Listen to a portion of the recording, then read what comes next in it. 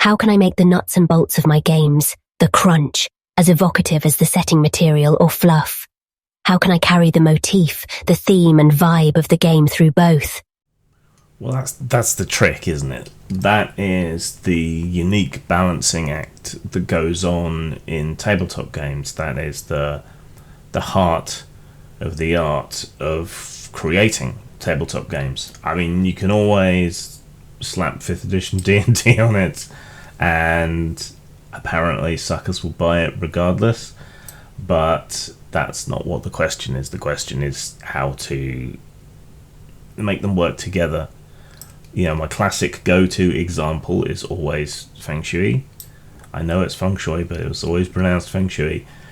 And in that, you know, they're trying to evoke the feeling, the over-the-top action that you might see within Hong Kong cinema, and the way that they encourage that and they make it part of the game is by having a mechanic that explicitly demands that you do outlandish, strange things, that you do the John Woo diving sideways through a window while firing 2 pistols, or you do the Jackie Chan fighting with a step ladder and you incorporate that into your moves and so on, and you get bonuses for doing so. So that encourages a certain kind of behaviour.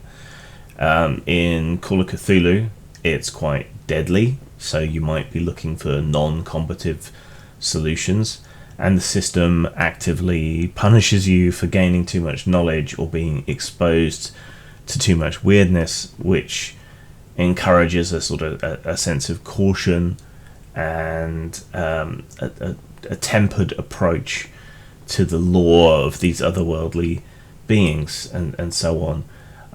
Early D&D encouraged you to get into battles and so on, and to acquire treasure on the one hand, because that conferred benefits and experience points on you, but also punished you for being stupid or very unlucky by killing off your characters quite easily at the lower levels.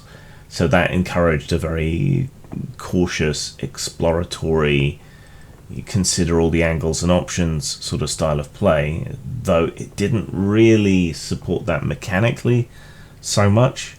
Just as in the style and the way in which people went about it was very dependent on how loosey-goosey your games master was, how well they could improvise and make rulings rather than rules, and so on. Storyteller worked, despite not being especially mechanically light, by having the sort of intuitive nature of a dice pool. So you had a physical manifestation of how good your character was at something, or if the games master reached for a large amount of 10-sided dice, you know, you could have that sinking feeling that you've taken on something a lot more powerful than you in combat. And the filling in the dots on your character sheet, it was possible to very quickly create a mechanical persona, and again it was very intuitive, which helped that whole storyteller boon, I think. So, I mean, to know what mechanics will fit the fluff, you kind of have to have the fluff first, though you can do this in reverse, and then you can make mechanical choices as you go along as to what ties in directly with that fluff. If you want to encourage certain behaviors at the table, if you want to encourage genre emulation, then you're going to want mechanics that encourage players to act in a certain way.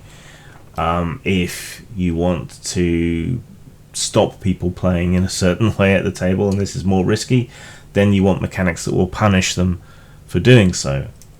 I mean, if you want a very sort of swashbuckly Three Musketeers sort of game, then punishing players for doing acrobatics and stunts and things probably isn't the way you want to go.